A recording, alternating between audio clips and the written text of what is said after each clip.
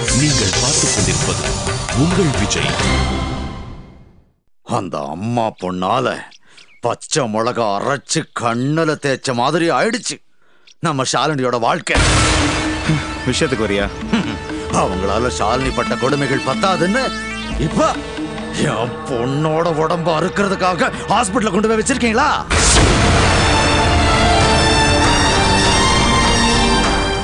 என்ன சொல்ற?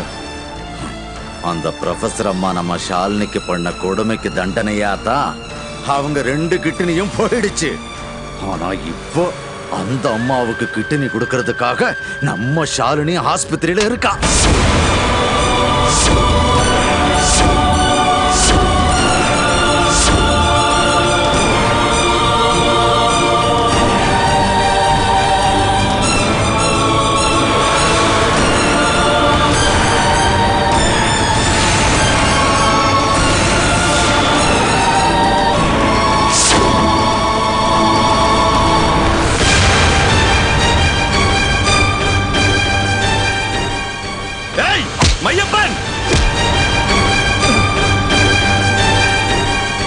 நீ சொல்றதா உண்மையா?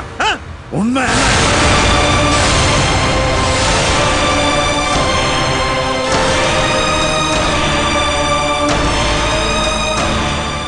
ஷாலினி விஷயத்துல பொய் சொன்னா நீ என்ன உண்டு இல்லன்னு பண்ணிருவேன்னு எனக்கு நல்லா தெரியும்.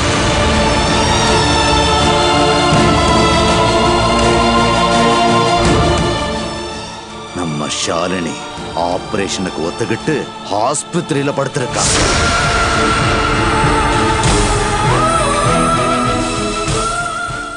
எனக்கு தெரிஞ்சு இன்னைக்கு தான் ஆபரேஷன். அத உடனே தடுத்து நிறுத்தணும். அதுக்கான எல்லா உரிமையும் உனக்கு மட்டும்தான் இருக்கு. உன்னால மட்டும்தான் தடுத்து நிறுத்த முடியும். போய் தடுத்து நிறுத்து. மையப்பன், நீ சொல்றது மட்டும் பொய்ன்னு எனக்கு தெரிஞ்சது.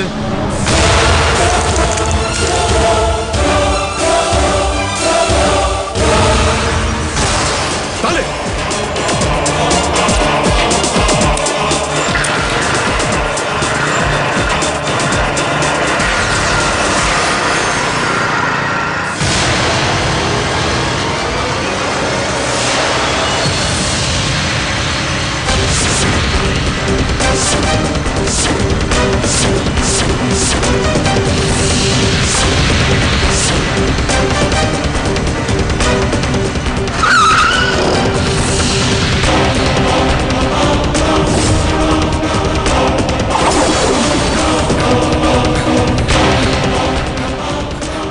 ஷாலினிங்கிற பேஷண்ட் எங்க இருக்காங்க? எந்த ஷாலினி? கிட்னி ஆபரேஷன் நடக்குது அந்த ஷாலினி. சார்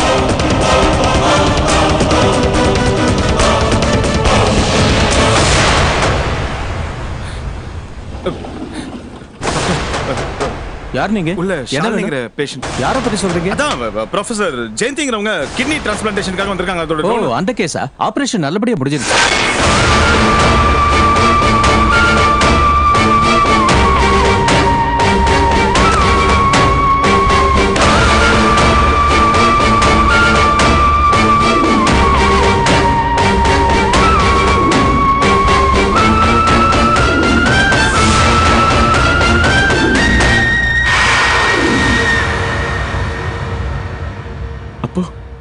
கிட்னி கொடுத்த என் தங்கச்சி ஷீ இஸ் ஆல் ரைட். அவங்க இப்ப மயக்கத்துல இருக்காங்க. கொஞ்ச நேரம் கழிச்சு போய் பாருங்க.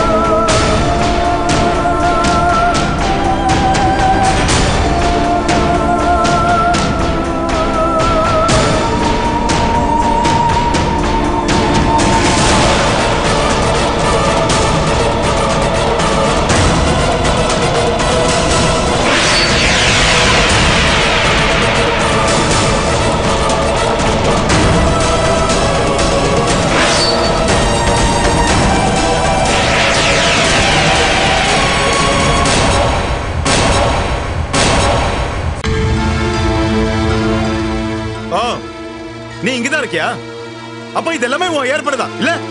இதுக்காக தான் வீட்டுக்கு வந்து அவ்வளவு பெரிய டிராமா பண்ணியா? வெக்கமா இல்ல உனக்கு? யார் நீ? ஏய் நீ யாரா? நீ யாரா? மகேஷ் ஒரு என்ன நிமிஷம். இந்த மாதிரி அநியாயம் பண்ணும்போது கூட ரவுடி பசங்க வச்சிருக்கியா? மரியாதையா பேசு. உனக்குலாம் என்னடா மரியாதை கொடுக்குறது? என்னடா ஓவரா பேசு? யாரு மேல கை வச்ச? ஹாஸ்பிடல் கூட பார்க்காம உங்க பேசிட்டு இருக்க சும்மா விட சொல்றீங்க. ஷாலினியோட அண்ணன் மகேஷ்.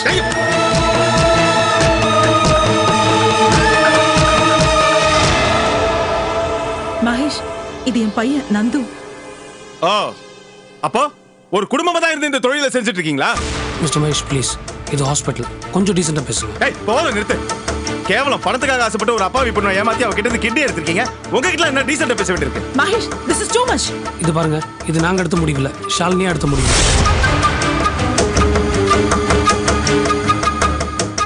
ஆமா மகேஷ், ஒரு டாக்டரோட கடமையா நான் இதை என்கரேஜ் பண்ணனே தவிர மத்தபடி எனக்கும் இதுக்கும் எந்த சம்பந்தமும் இல்ல.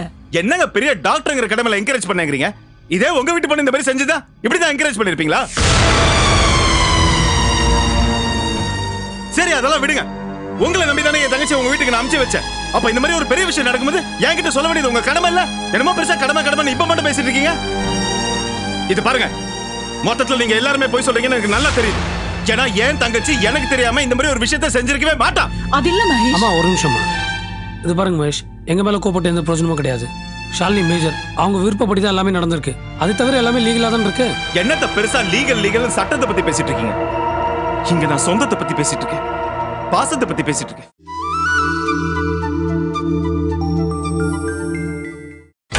நீங்கள் பார்த்துக் கொண்டிருப்பது உங்கள் விஜய். என் உறவை பத்தி பேசிட்டு இருக்கேன். இதெல்லாம் உங்களுக்கு ஷாலினி என் வீட்டுல இருந்து கூட்டிட்டு போகும்போது நீங்க என்ன சொன்னீங்க? அவளை ஏன் பொண்ணு மாதிரி வச்சு பாத்துக்கிறேன்னு சொன்னீங்கல்ல? இதான் அந்த லட்சணமா? அது இல்ல மகேஷ், உங்ககிட்ட சொல்லக்கூடாதுன்னு ஷாலினி என்கிட்ட சத்தியம் வாங்கிட்டதாலதான் என்னால எதுவும் சொல்ல முடியல. சும்மா இந்த மாதிரி சத்தியம் வாங்கிட்டா அது இதுன்னு சொல்லி தப்பிக்க பார்க்காதீங்க. மகேஷ் ப்ளீஸ், நீங்க ரொம்ப எமோஷனலா பேசிட்டு இருக்கீங்க. இங்க பாருங்க, ஆபரேஷனும் முடிஞ்சு போச்சு, ஜெயந்தி மேடமும் நல்லா இருக்காங்க, உங்க சிஸ்டர் நல்லா தான் இருக்காங்க. ஆஹா சொல்லுவீங்க, ஏன் சொல்ல மாட்டீங்க? ஏன்னா உள்ள படுத்துட்டு இருக்கிறது ஏன் தங்கச்சி தானே, உங்க தங்கச்சி இல்லையே. இதே உங்க தங்கச்சி உங்ககிட்ட சொல்லாம இவ்வளவு பெரிய விஷயத்தை செஞ்சிருந்தா அந்த வலியும் வேதனையும் என்னங்கிறது அப்ப புரிஞ்சிருக்கு.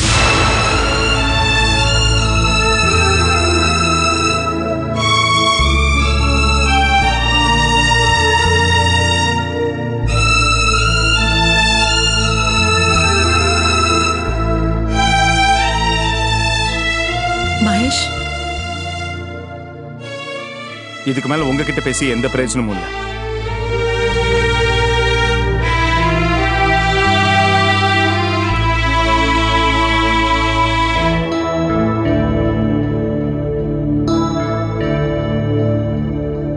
நிச்சயமா என் தங்கச்சி அந்த முடிவை தானா எடுத்திருக்க மாட்டான். அவளுக்கு யார் இந்த தைரியத்தை கொடுத்து தூண்டி விட்டுருப்பாங்கன்னு எனக்கு நல்லா தெரியும். அவங்கள நான் கண்டிப்பா சும்மா விட மாட்டேன், பாத்துக்கிறேன்.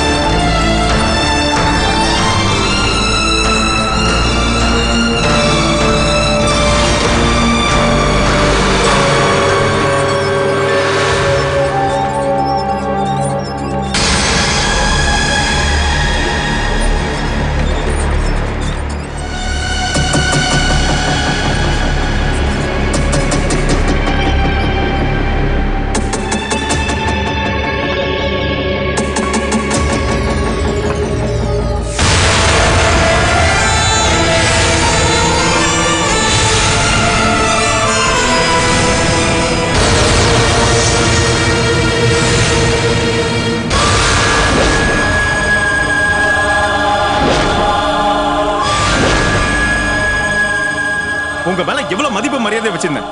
மனுஷனா சார் நீங்களா? எப்படி இப்படி ஒரு காரியத்தை பண்ணீங்க? உங்க வயசுக்கு அந்த பக்குவம் கொஞ்சமாவது உங்ககிட்ட இருக்கா?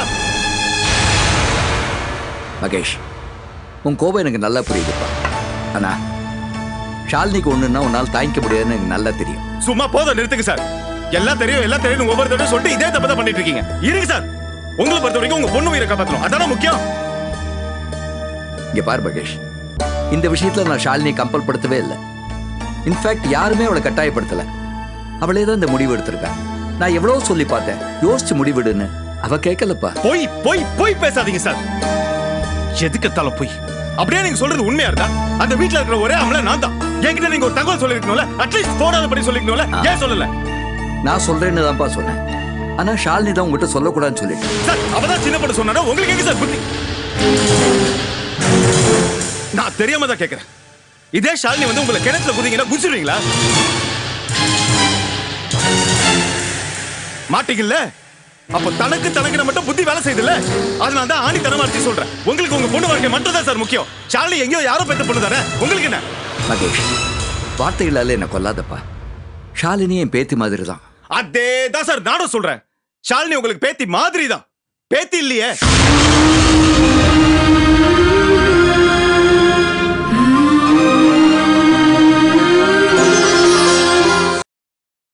ஏன் உங்க பேத்தி அமலா வீட்டுல தானே இருக்கா? அவளை கூட்டிட்டு வந்து கிட்னி கொடுக்க சொல்ல வேண்டியதானே? இதுக்கு மட்டும் ஏன் தங்கச்சி தேவைப்படுறாளா? உங்க பொண்ணு ஜெயந்தி தங்கச்சி எப்படி சார் பார்த்தா?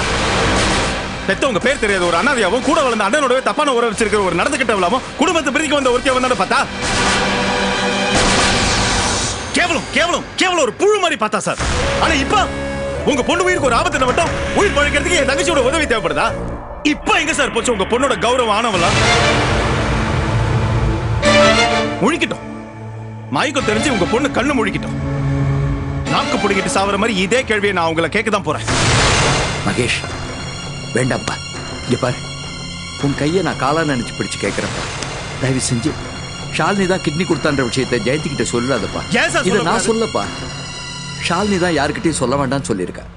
அப்படி நீ ஜெயந்தி கிட்ட சொல்லிட்டேன்னா ஷாலினி செஞ்ச உதவிக்கு கம்ப்ளீட்டா பிரயோஜனம் எல்லாம் போயிடும்பா. இங்க பாருப்பா, இங்க பாரு, இன்னும் கொஞ்ச நேரத்துல ஷாலினி பார்க்கலான்னு டாக்டர் சொல்லியிருக்கார். நீ அங்க போய் ஷாலினி பாருப்பா. போ.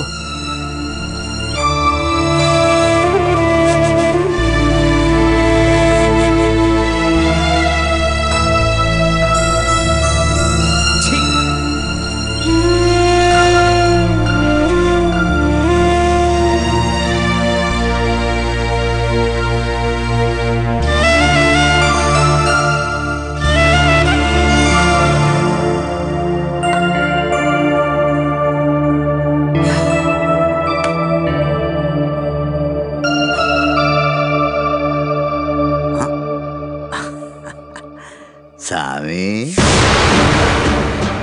என்ன சாமி யோசிக்கிறீங்க? இன்னும் என் பொண்ணுகிட்ட இருந்து கிட்னியை எடுக்கிறத பத்தி தான் யோசிச்சுக்கிட்டு இருக்கீங்களா? நடக்காது சாமி, அது நடக்காது. நான் இங்கிருந்து நேரா எங்க போறேன்? போலீஸ் ஸ்டேஷனுக்கு. அங்க போய் ஒரு கம்ப்ளைண்ட் கொடுக்க போறேன். என்னன்னு தெரியுமா? பாவப்பட்ட பொண்ணை ஏமாத்தி ஹாஸ்பிட்டல்ல வச்சு கிட்னி புடுங்க போறீங்கன்னு. அப்போ இந்த ஆபரேஷன் எப்படி நடக்கும்? ஐயப்பா, இந்த ஆபரேஷன் நல்லபடியா நடந்தாச்சு. அதுவும் எல்லாம் சட்டப்படி நடந்திருக்கு. நீ எங்கேயும் போய் கம்ப்ளைண்ட் கொடுக்க முடியாது. ஒரு நாள் ஆனது பாரு. ஏன் சாமி, வீட்டுல உங்க பேத்திய வச்சுக்கிட்டு நான் வளர்த்த பொண்ணை அறுத்து கிட்னி எடுத்துட்டீங்கல்ல? பரவாயில்ல சாமி, பரவாயில்ல.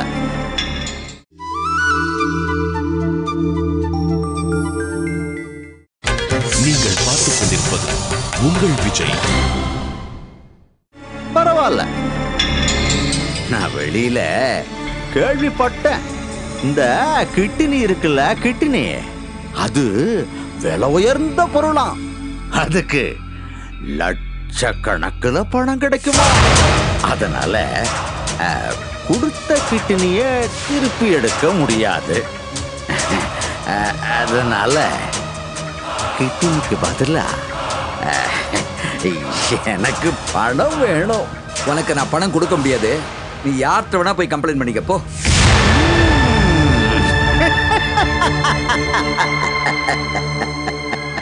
சரி சாமி, சரி. நான் சொல்ல வேண்டியவங்க கிட்ட போய் சொல்லிக்கிறேன்.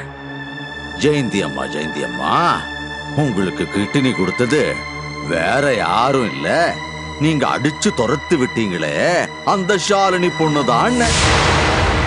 மெய்யப்பா, அது மட்டும் இல்ல சாமி, இந்த ஷாலினி பொண்ணுக்கும் ஜெயந்தி அம்மாவுக்கும் என்ன உறவுங்கிறதையும் சொல்றேன்.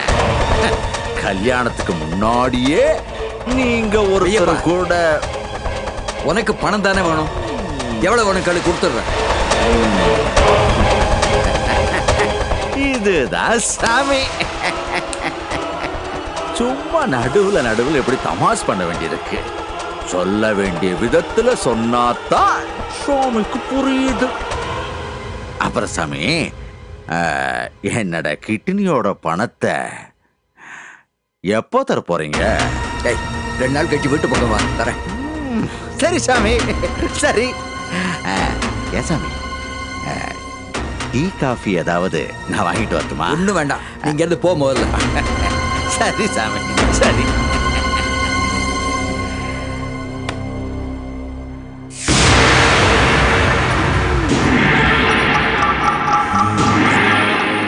சாமி, என்கிட்டயும் 2 கிட்னி இருக்கு சாமி. அதுல ஒண்ணு சும்மாதான் இருக்கு. யாருக்காவது வேணும்னா சொல்லுங்க, கொடுத்துடலாம்.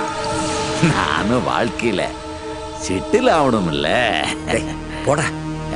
சரி சாமி, ஆஸ்பத்திரியில வேற யாருக்காவது வேணுமான்னு கேட்டுக்கிறேன். சாமி, நான் 2 நாள் கழிச்சு வரேன். என்ன